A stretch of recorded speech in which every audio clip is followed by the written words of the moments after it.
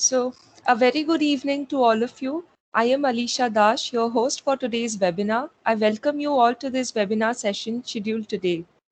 We have a very special guest with us for this webinar. I welcome our guest speaker, Advocate Anuj Aggarwal. Thank you so much, sir, for accepting our invitation and joining us today, for enlightening the budding lawyers and young minds connected with us here. Sure, Alisha. It will be my pleasure. Yes, sir. So, Sir is a practicing lawyer and a qualified chartered accountant. He graduated from Delhi University in 2004. Additionally, he obtained a training as a mediator from Strauss Institute for Dispute Resolution, Pepperdine University, California, USA. He is well versed with the complexities of the legal industry and has immense experience in handling various kinds of litigation, having appeared before the Honorable Supreme Court, various high courts, commission, forums, and tribunals. He was nominated as the Additional Standing Counsel, which is a post equivalent to Additional Advocate General in states, for the Delhi government before the Honorable High Court of Delhi in May 2015, being the youngest then to achieve the feat at the age of 34 years. He has also served as a distinguished panel counsel for the Government of India from September 2018 and December 2018. Additionally, he has also represented and advised several corporate firms, banks, and government departments, including Bharti Airtel, Delhi Police, Ministry of Commerce, Ministry of Home Affairs, and Punjab National Bank. Once again, I welcome you, sir. Thank you, Alisha. Thank you. I request all our participants to keep their video and mic off throughout the webinar. You can put up your questions and queries in the chat box, which will be answered at the end of this session by our guest speaker. Or you may raise your hand in the question and answer session. We will unmute you thereafter and you may ask your query directly from sir. To be clear, let me tell you all how this webinar is going to be. So we will have two interview segments with sir, one relating to online certificate courses and another on online internships. After that, if time permits, we will open the panel for a question and answer round for our audience and we'll take up some questions from the chat box. So without wasting much time, let's start this session now. So it's time for the first segment on online certificate courses. So here's the first question for you, sir. What is an online certificate course and how do we define it? So, Alisha, see, the entire discussion is going to be on the virtual platform or the online platform. And we are right now also, discussing, we are having this webinar, so to say. Probably nobody could have conceptualized or nothing much was happening online during the pre-COVID times in the legal industry. 99% of the activities were supposed to be in the physical form, and that was the conventional form. That's how it's been. Computers were being used for more drafting work more than anything else, not for, but definitely COVID has changed a lot of things. And if I talk about this online regime, as I may call it, so it has changed the way we have started looking at even our offices, working, the courtrooms, everything has changed. So just to lay the background is what I'm saying, that we have to evolve with times. And it's very important for us to adapt ourselves.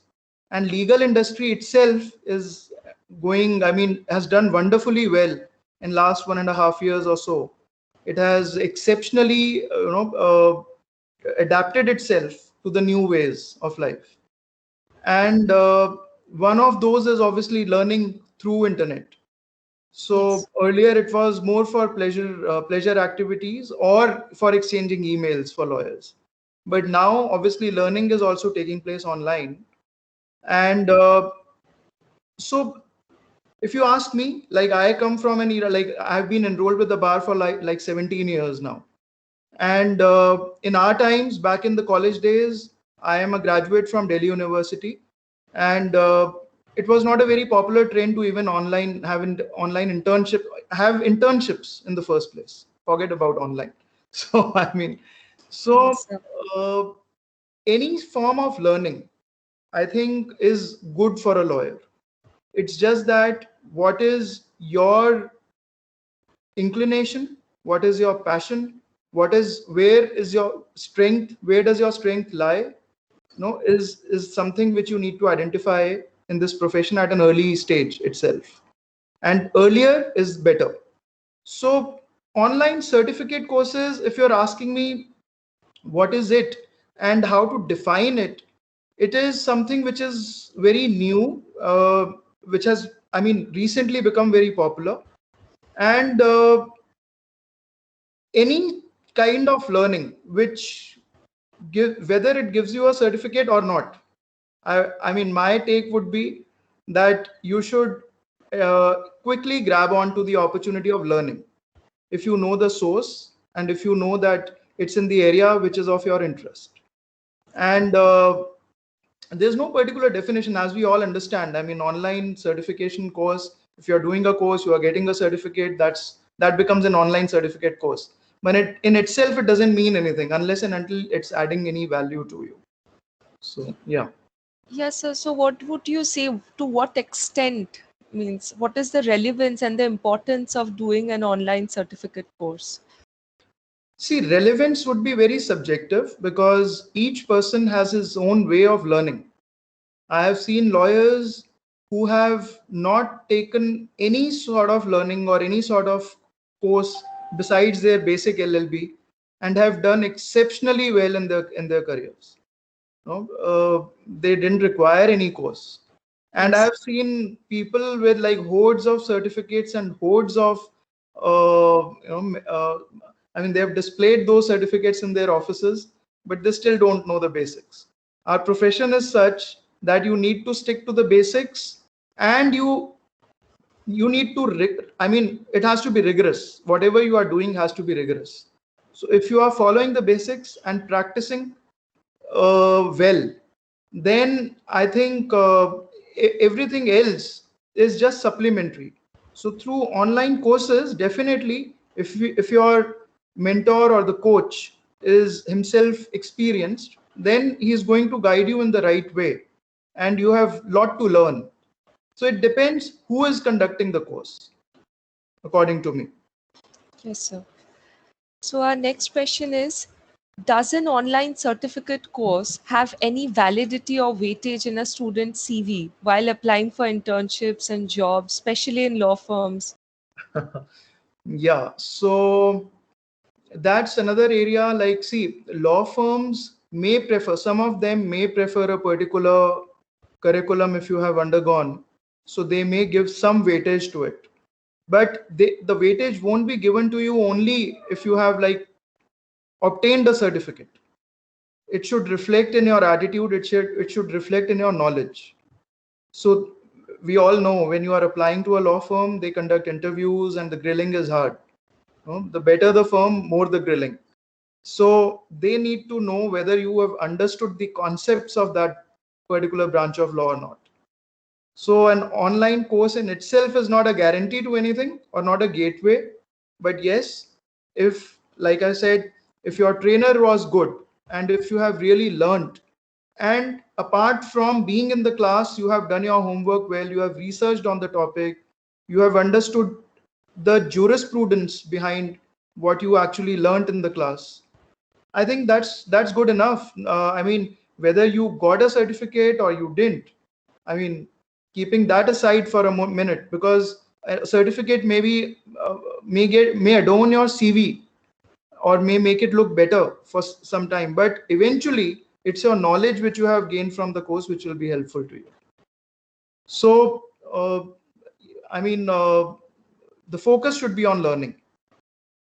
Yes, sir, definitely. Yeah. So the next question in queue is, how to choose a certificate course in the first year of college? Um, right. See, I would say first year of college is, you are very naive. You are like, you don't know, you're still budding out of that. I mean, you have been in a closed family environment, most likely, I mean, till the time you were in school. and you have just joined the law college. And these days, even law colleges are more like schools.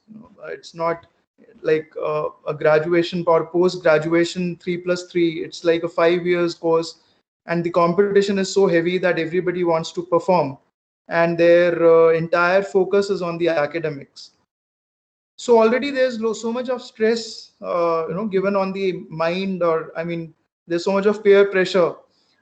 I would say that one should go for a course which is basic in nature, which can help them just lay the foundation or just help them find their right interest. It should not be too specific, I believe, because you are yet to explore the legal aspects. I think the first few laws that are taught to anybody is the law of contract or the Yes, constitution, sir. and criminal law, CRPC. So I mean, Thoughts, yeah. torts, right? So those are the areas which will be taught to you in every law college. You don't really need online courses for them, and those are the fundamental courses. By fundamental courses, other fundamental courses, I mean something, say, like drafting course may be a good option, or maybe a course which brings you general awareness, because as soon as you even join some office as an intern, the first thing they expect is to do they ask you to do some clerical job, or they give you some research work. So whatever brings you basic understanding of law is a good course, according to me, which helps you explore better, which helps you reason better, and not a course on IBC, not a course on arbitrations. Those are the courses which you will be learning and which you will be practicing throughout your life in any case, and you will be gaining knowledge of. And there's no end to it. Probably by joining such courses, you may feel, as if you are lacking in some way or the other. It may just, bring your confidence down. So what I mean is that you should be very careful, and especially in the first year, because your question pertains to the first year students. So it's very important for them to explore different facets first, and then to make up their minds as to which particular subject they would like to go for. But before that, till the time that's achieved, I think it's a general courses which would help them better. Yes, sir. Like you said, drafting. Yes, definitely. Drafting is one course because, see, drafting, be it any court or be it a drafting of an application, simple application to your boss, or to a government office, or or an FIR to a police station. That's the first thing. Even if you're a law student, your relatives would approach you for, I want to file this application, or I want to report this matter to police. So please draft it for me. So that is something which is going to stay with you all your life. And irrespective of which court you are practicing in, which area of law you are specializing in, you require drafting skills. So that is something like which can definitely help you. And it doesn't require technical knowledge of law at that stage. So it will just lay the basics for you, that how a draft is shaped in a particular manner. So that's what I could think of, I mean, offhand. But there can be other general courses also. Yeah.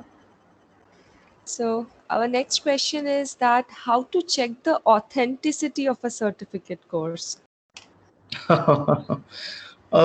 See, more than the authenticity, because see, if it is being run by a reputed organization, then obviously you have less to worry about.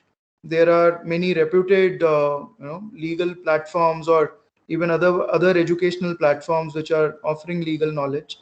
And if it is from a good platform, then rest assured, I mean, or you can be assured better that they must have done that background check for you. So you don't really need to work hard on that. But apart from that, like in last 1.5 years especially, there are a lot of online platforms which have cropped up all of a sudden, and they are claiming themselves to be the most premier institute on the online teaching.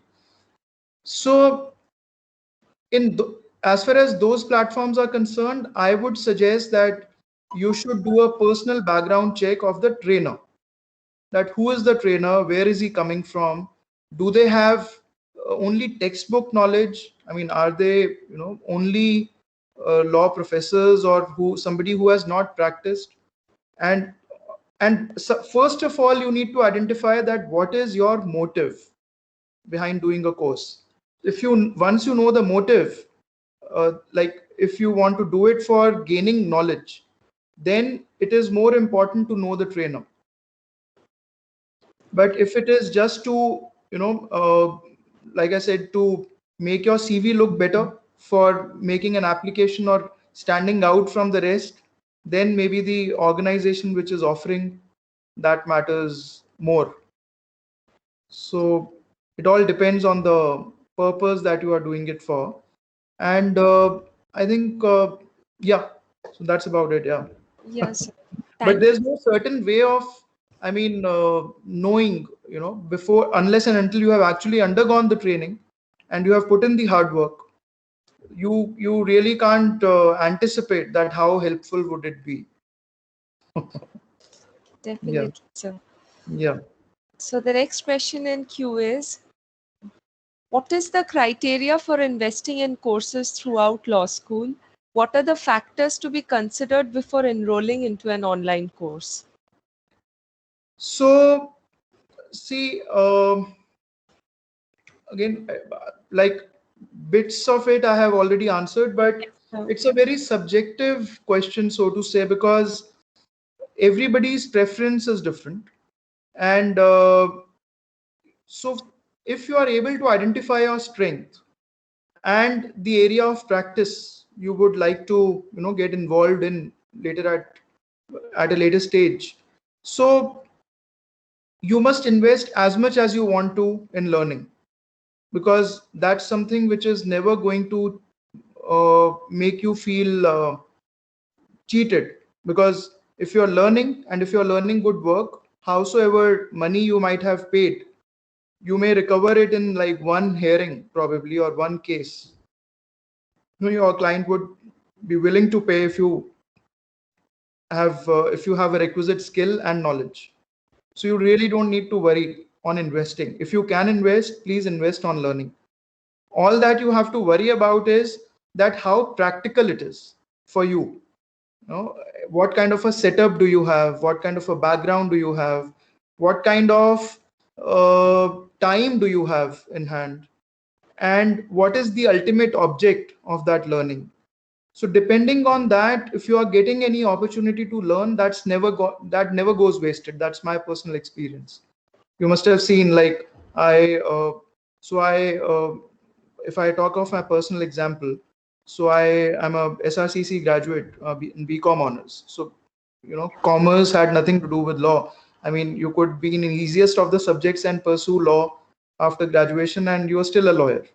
So, but that commerce, I mean, learning of commerce, accountancy and everything. And then I did my CA besides, I mean, along with my law and graduation. So that knowledge of CA or chartered accountancy course has always been very helpful for me personally. So there's no end to learning. And more a lawyer knows, I mean, there are more chances that he is going to impress the client or the court better. So that's always an advantage. Definitely, sir. Right. So the next question is, do you have any further suggestions for law students regarding some trending certificate courses? See, I would say that do not go by the trends. Go by your own personal instincts, go by your personal strengths, and what do you want to achieve. And also, these days, see, what is happening is that there are a lot of pre-recorded sessions or pre-recorded lectures. I personally feel that they serve a limited purpose, because those pre-recorded lectures cannot replace a physical lecture in a classroom, firstly. Secondly, it's like a one-way communication. All right, I understand that, yes, definitely it is very helpful. You can be at any place in the world or at any time. If you just feel like, you can log in and listen to whatever is being said. But at the same time, more than the convenience, I mean, there can be, since there is no two-way interaction, law is one subject. If I read the same law and you read the same law, it can mean completely two different things to you and to me, depending on the background in which we are interpreting that law. No, it happens. So if I am reading a particular law in a background of a particular case, I interpret it differently. But the moment I get a different client and a different case or a different set of circumstances, the same law applies completely differently. No? So it all depends. So unless and until you get an opportunity to ask questions, I don't think there can be any justification to any online training. So one aspect which I thought I can highlight is that if you're getting live classes to learn, because we are during the COVID period still, and there's so much of uncertainty around, and people don't want big physical groups, or I mean to be at a place where there are a lot of people. So we may be restricted to the online option, but at the same time, if you can look for options where there is a two-way interaction or a live class online, that's the best option according to me. Or even a blended model works, where you can like watch the pre-recorded sessions and then there is a session for answering your doubts or clarifying your doubts. So Thank you, sir. yeah. The next question is, do you have any... Okay, so sorry. The next question is, are online courses worth it for law students? Sorry, Are online courses worth it for law students? Is worth worth their it? time, the, the money, the time? Like I said, unless you have actually gone through the course, you have been there, you have done that, whatever you are asked to, and you have really gained the knowledge. I mean, nobody can actually say it or anticipate. No, I have seen a lot of students just join classes for the purpose of gaining certificates, and they really don't attend. They can leave their systems on with cameras off and microphones off, and uh, I mean, just be there digitally, but not there mentally, or I mean, not listening to whatever is being taught. So, I mean, that kind of just hoarding of certificates mentality would not really help in the long run.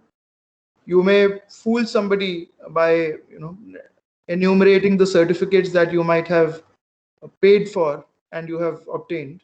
But unless and until you have actually gained that knowledge, and I mean, it will not be really helpful. So it is definitely worth it if you have gained even slightest of knowledge, because you never know that particular piece of knowledge would be used where and how would you be able to capitalize on it. So it's all a ongoing learning process. And since we are in a virtual platform right now, and we are living in the virtual world, so those are one of the best options available. I mean, I can't see a better replacement than that actually. So yeah. Definitely, sir. Yeah. So, when is the right time to pursue these online courses? How do they add value to a student's knowledge and skills? So right time, like I said, if you are a first year student, you should concentrate more on the courses which provide you with general knowledge and lay the foundation for you, and help you think better and to explore yourself better, so that you know what are your strengths and what are your weaknesses and what is your interest area. But once you have figured that out, it's not a bad idea to actually join these courses, uh, even when, say, in the second or third year of law college. But remember, that's also a time to enjoy life. So I mean, don't overburden yourself with, and don't be in that peer pressure or a race, because that's something that's going to stay. I mean, once you are a lawyer, you are a lawyer for a lifetime, and you learning is obviously goes on the entire life with every matter every day. So you are just learning and learning. So I mean, don't pressurize yourself. You have to also be mentally free to be able to recollect your thoughts better and to know that what is your interest area. And you, for a lawyer, it's even important to socialize. So if you just Yes, sir. so I mean, balance of everything is good. So that is again a subjective question, and everybody should decide according to their own capability, their own availability of time and strength and interest. Thank you, sir. The next question is it all right to pursue a course without receiving any certificate? I think you've already answered that at the beginning. Yes, I mean, if you're learning, definitely yes. If you are not learning, then even a certificate is worthless. So yeah. So thank you so much, sir. Now we are moving to our second segment on online internships. Right. So the first question is, what is the importance and relevance of an online internship in the legal industry? uh, what is the relevance? So see, okay, so again, I mean, before I mean, starting to, before I mean, answering your questions in this, I would just again lay the background. Okay. Yes, sir. um so if we talk about internships, like I said in the beginning, that in our times, like, internships were not that popular, but then eventually, after, say, I graduated law in 2004, so it suddenly started becoming very popular. Now, internships per se, first of all, I would like to call it internship rather than an online internship, because there's no such difference. It's just that since we are living in these times, it has, the mode of internship has, changed or got converted to online, or more popularly, it's become online. But otherwise, internships, see, I personally feel that it's always good to get orientated early with the profession and the professional life and whatever you are actually going to attain once you have attained the professional degree, right? So it's always good. So internships that way definitely lay a proper foundation for you to analyze that how things happen, and to know that what makes it work once you join the profession, or a profession of law seriously, or I mean, as a full-time lawyer. uh, I would personally feel still that, given the nature of our industry, it is better if you can manage uh, a, an internship in a physical form. And there is a reason why I'm saying this. Because as an intern, or as a fresh law graduate, when I joined the law office of a lawyer, I think it was 95% through observation that I learned. So more than nobody makes you sit with them. Nobody explains you things in an internship. You can't expect your senior, because he's already burdened with work. He just wants work. You are there to learn work. So at best, they can allow you to be a part of their office for some time. And the idea is that you become, I mean, more proficient, or you acquire some skill by observing. And at best, most of the interns, usually what they get is a research work, right? So yeah, so not very serious works are given to them, because even if they are giving, say, supposingly they are giving you some drafting work, then they have to review the whole draft over and over again. So it's of very limited use to them. So what I'm saying is, like, online or offline, again, what matters is that you must join an organization where you can learn good work, and who are willing to spend time with you, you know, instead of money. who is spending time with you, who is ready to explain you and where you can learn the most. Yes, sir. Yeah. Definitely. So the next question is, how exactly do virtual internship programs work? So, see, if you are talking about, I have seen a few organizations running, virtual online internship programs these days, and they hire interns in the numbers of hundreds, maybe. They make them work, or they give them some sort of knowledge through that. My office doesn't do it. So, I mean, I just would love to have those many number of interns where I feel that I can do justice to them and they can actually learn some work while they are here. Because as a lawyer, it's not only important for me to be able to help them better, or as their senior in the profession, but also once they are no longer associated with my office, if they go to some other office, or if they go in the industry later, join the industry later, they they should have learned, they should have gained some value of it, and it should reflect good on me as well when I am, uh, because they would be saying that where did they learn their work from, and where did they possess the skill or did not possess that skill. So it all it all depends. So it needs to be reflected. So I mean, the way these online virtual platforms are running and they charge money for the internship programs, I would not, I mean, I'm not a great fan of that. So I would in fact feel it's better to join an office where who are seriously interested in their work, who are knee deep in work, and who mean serious business, or I mean, who are really serious about getting their work done through you, so that you learn in the process. Yes, sir. Yeah. So the next question is, how to apply for virtual internships? What are the sources at hand to grab some good online internships?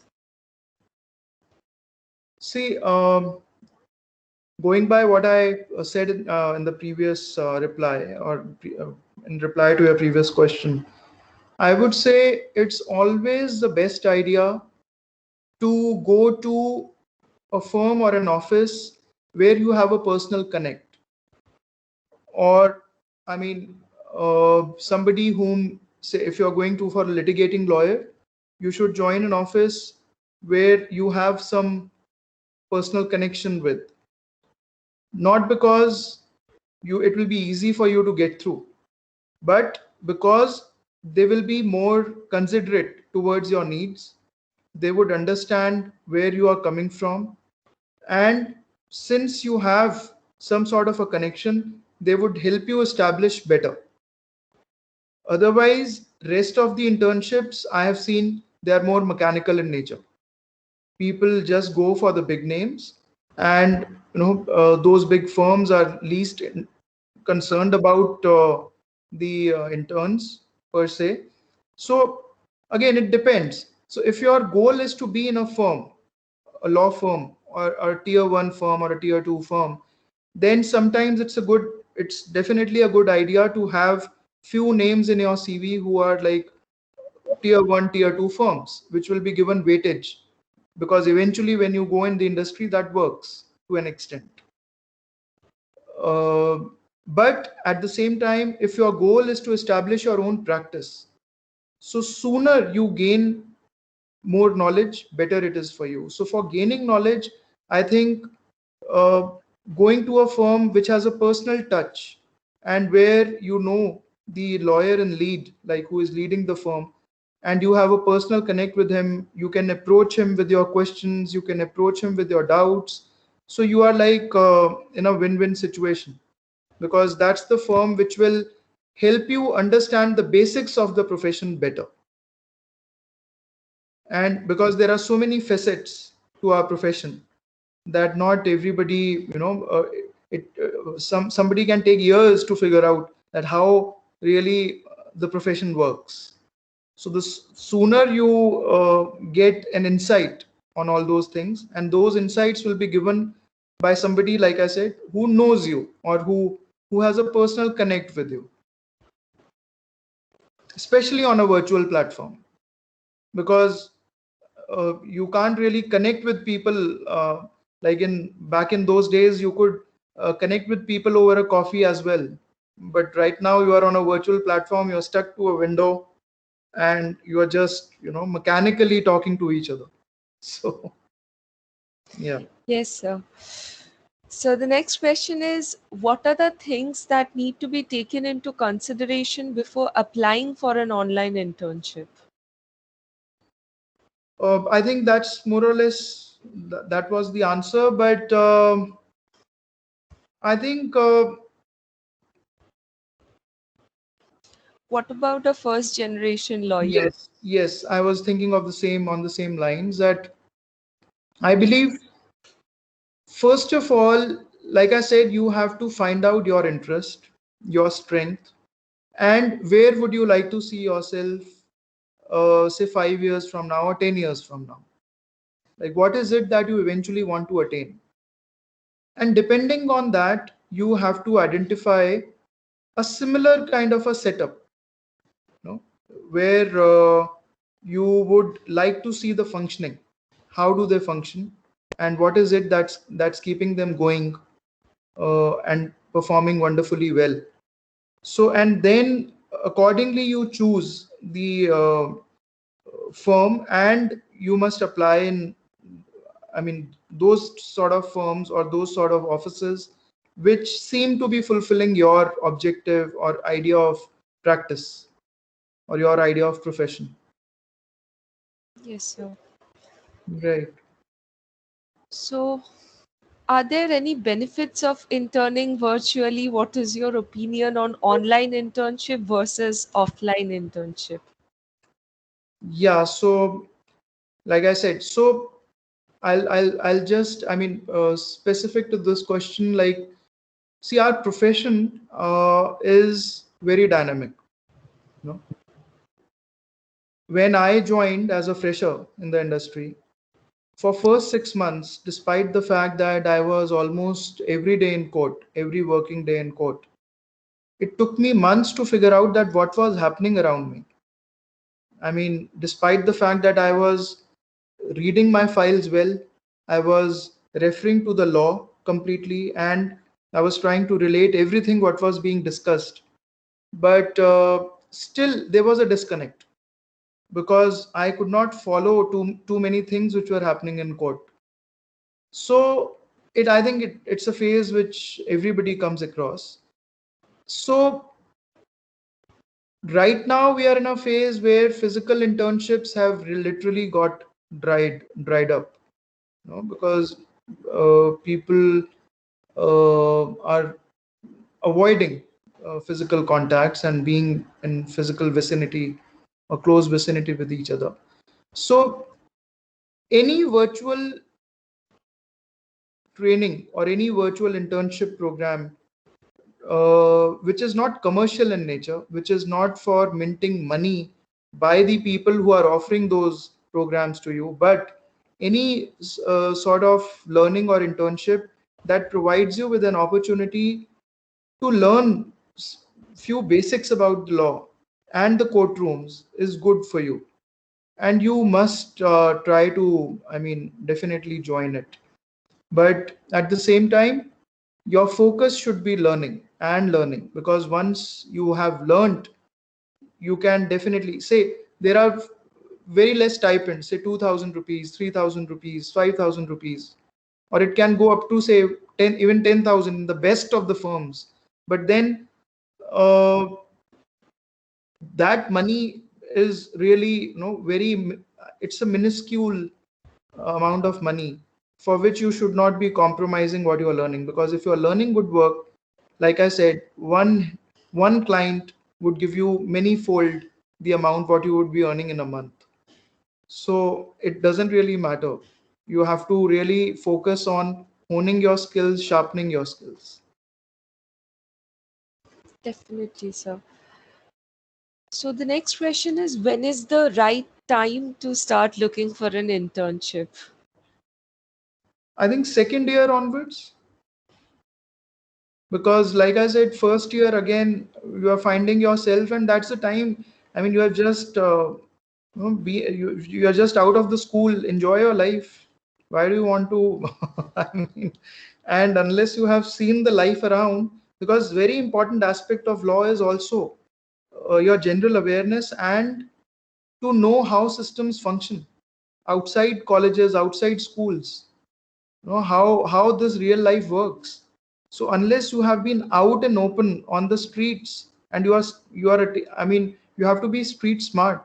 More street smart you are, I mean, it's going to help you in the legal profession. See, it's very different from being a surgeon. A surgeon probably just needs to know inside your body. It's not about that, can't be said about law. When a client comes to you, he wants to see a sharp lawyer who can converse well, who knows his subject, and who knows about subjects which are not even concerning that particular matter also. They assess you on your overall personality and knowledge. So it's very important to even venture out. So I think second or third year, not before that. Okay, sir. So,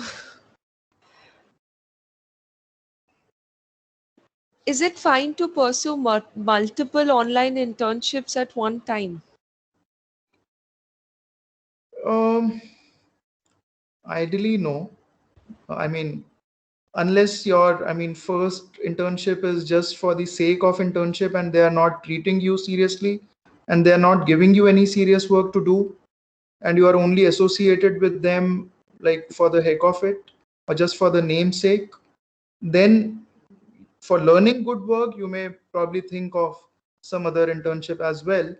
But before doing that, I think even then, advisable is that you speak to your current employer, or I mean, whosoever is mentoring you, and to tell them that this is what you expect, and you expect to be a serious part of the office or the organization, and you would like to contribute in work in one way or the other, and they should reconsider. I mean, they should just not employ you for the sake of it, but they should give you some work where you can learn. So if you are actually learning good work and if you have ample work, then please don't. I would not recommend you to join, any other office at the same time, because it's like not only ethically incorrect, but you would not be doing justice to either. So yeah. Absolutely, sir. So the next question is, what if a student starts an internship and after a week feels like he or she is not able to develop an interest in the work allotted? What are the ways out for such a student? Is it fine to quit such an internship? Um, See, again, the principle is the same, that if you are feeling, although, see, I have had, say, more than 50 interns so far, right, in my office, or maybe more. But, or even if when I was an intern or I was learning work, law is such a dynamic and such a vast subject that one can't really feel stagnated at any point in time. I mean, even if I have put in 17 years, I don't see that, there is a day which has gone by me where I haven't learned.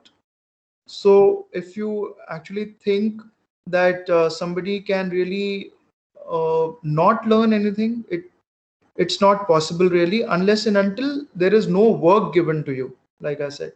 So in that case, it's better not to ghost, not to disappear all of a sudden, but to talk to the employer or talk to the person who is in charge of the office, and then share your concerns with them. I'm sure they would be happy to help you in a better way and to mentor you.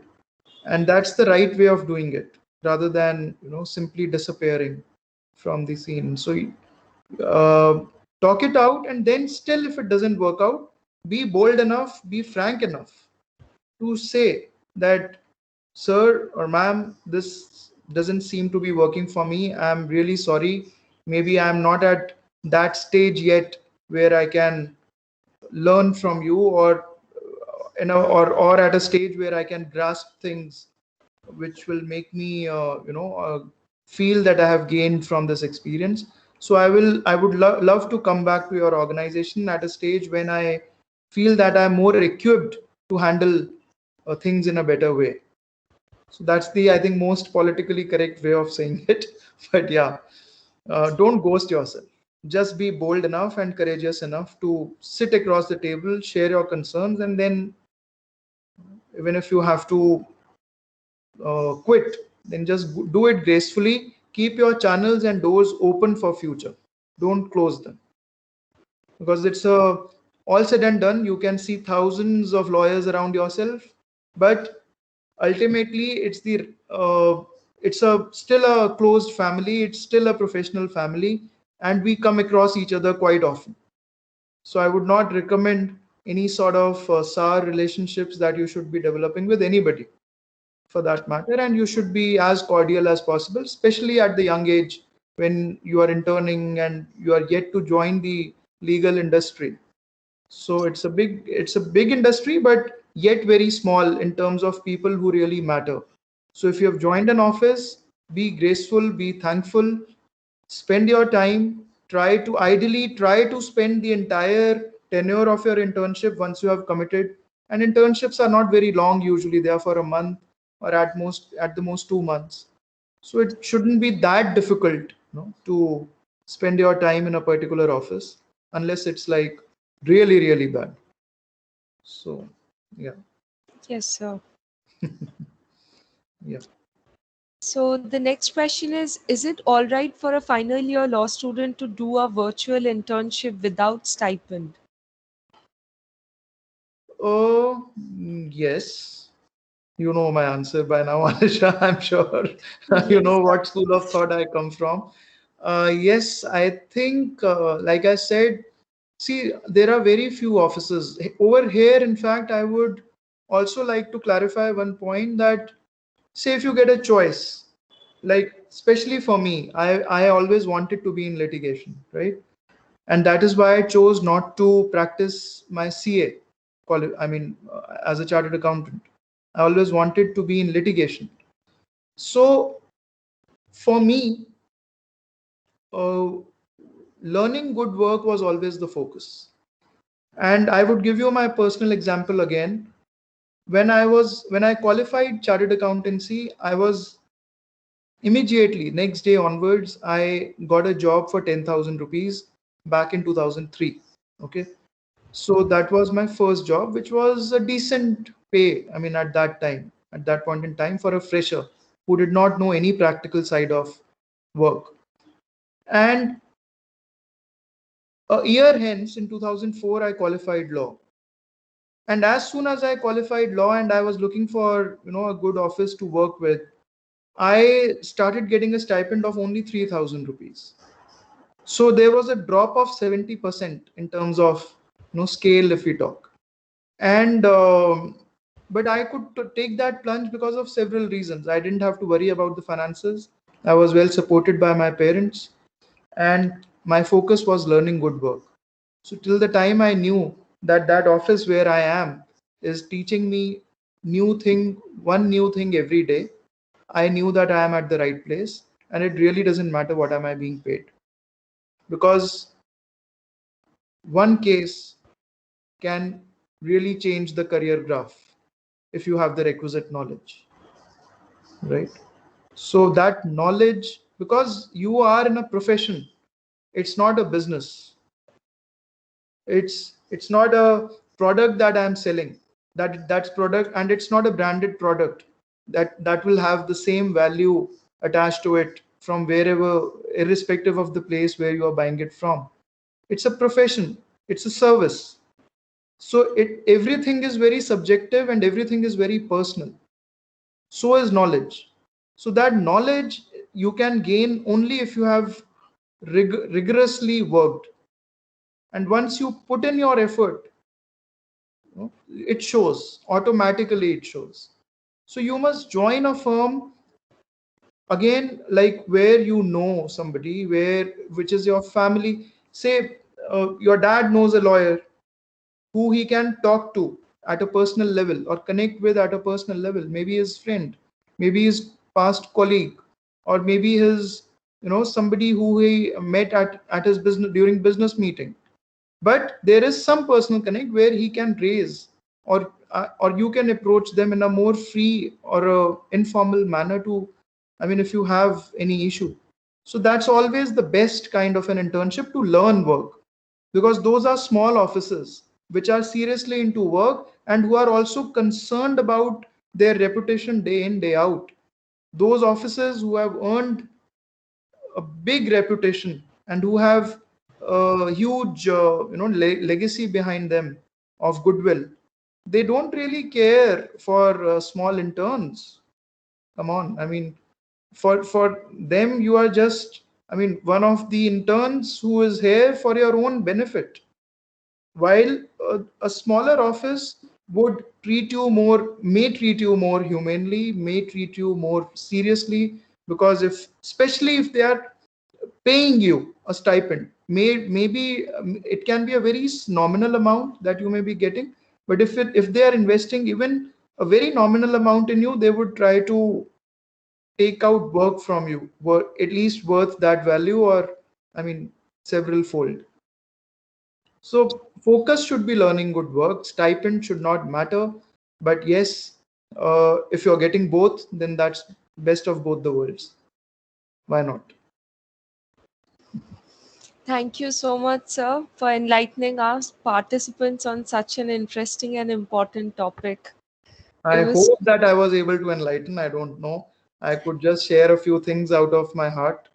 I mean, yes, sir, and it was a very practical session. It was very informative. yeah, Thank you for that. So it's time for a question and answer round. right. Participants, in case you have any queries, you may clear them from our guest speaker. Feel free to post the questions in the chat box or you can raise your hand.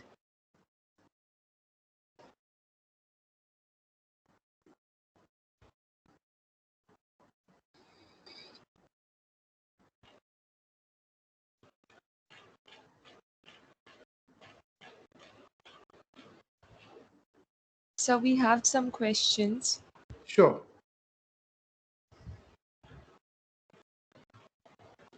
There's a question from Sumit K. Jain. We should go for free certificate courses or paid ones, being a CS student and 3 years LLB student. Uh, Sumit, see, it's not, fee or, free or fee cannot decide the merit of the course. I think if you have time at hand, you must definitely do the free course. But before joining any course, be it free or paid, you first please do the background check of the trainer. And only if you like the trainer and the background, and if you see some merit. See, I'll tell you, a lot of bookish knowledge is as it is being shared in law colleges. They just simply teach you those sides of law, which when you join the industry, you find that it was completely irrelevant. It's like the maths which is taught to you at school. You keep on slogging, you keep wondering, and I think it's one of the most strenuous subjects which you have to really practice very hard. So law practice is exactly like maths.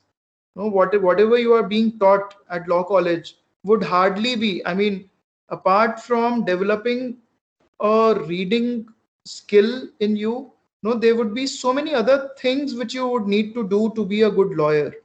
So likewise, uh, online training course can be a good option if the lawyer is sharing his, or if the trainer or the mentor is sharing his uh, personal examples, or maybe during the live classes, if he is able to answer your questions and giving you practical insights of the industry.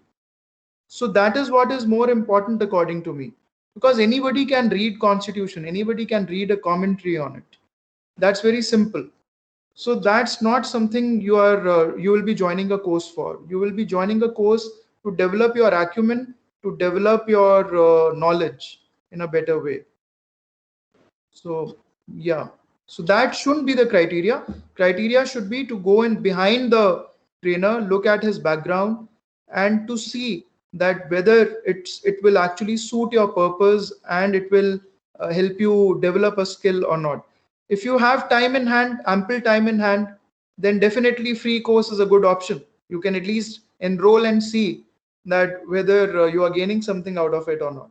You have nothing to lose apart from the time which you have already ample in hand. So So, Anushka Kishore is asking, could you recommend cyber laws and forensic law courses?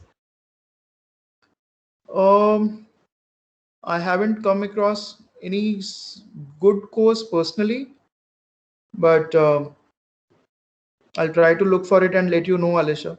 If you can get through her, I mean, and let her know later. I Okay, can. so Yeah. sure.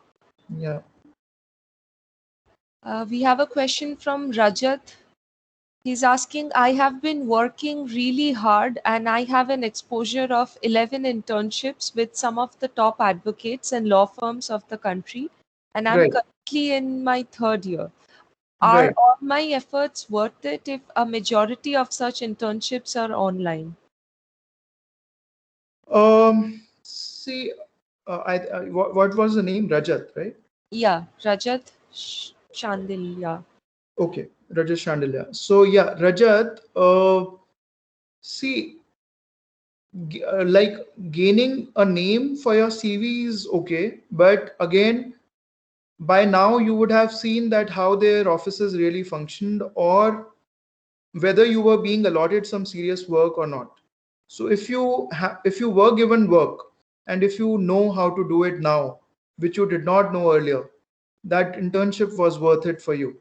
But if they simply asked you to log into the courts and just be there physically without you being part of the discussions in the case or in a matter, then I don't think, although you would be learning something by reading the files and then witnessing the proceedings, but it would be at a very slow pace. So what I would suggest now is that since you have already worked with few big names, you should also try to join an office where they would really like to work with you or work on you for your benefit, where you can ask them questions, where you can be more free in your approach. And it can be a big office also, provided you have access to the immediate senior, where you can clarify your doubts and you can ask them really how things work. Because being on the online platform, it becomes even more formal than ever before. So so you have to really test it on that count. And since you are in third year and you have done those many internships, they are definitely helpful. No way, no two ways about it.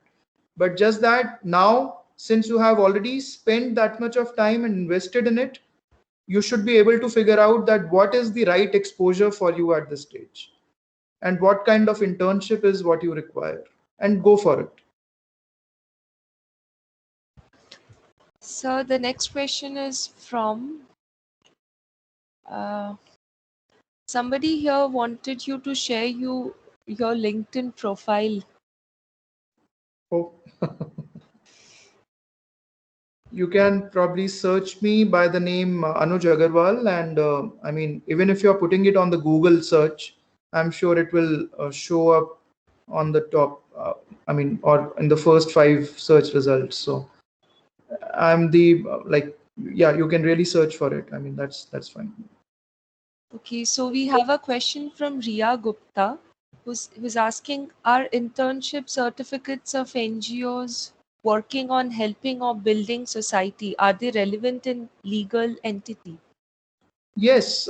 See, again, the focus should not be the certificate, but focus should be, I mean, real work. If that NGO has helped you understand the ground realities at work, if you were made a part of any of their assignments, and if you were asked to do some research for them, so then definitely it's helping it more than, see, you will be able to help the society better if you have helped yourself better, I mean, in a better way initially, if you have acquired a particular skill through which you will be serving the society, unless you have not developed those skills, you will not be in a position, whether you are a doctor or a lawyer. You have to first have that requisite skill. For that skill, I'm again repeating, maybe it may sound repetitive to you, but the thing is that you have to have that confidence in you. Yes, I have done some groundwork on, I mean, real work on the ground, and I can make a difference to the society. And once you have that confidence, it will show in you. You will automatically feel good about it, and you will be able to make that difference. But yes, it's a good idea to be associated even with NGOs during your while you are pursuing your law, because those are the organizations, especially if you have a social bent of mind, and if you have, say, a social service bent of, I mean, if you're inclined towards social service, it can be a great exposure at that age, because it helps you reason that how and why our society functions in a particular manner, and how is it that you can help the needy the most in the most effective way. So yeah, you must, I mean, have an exposure to that kind of an experience as well.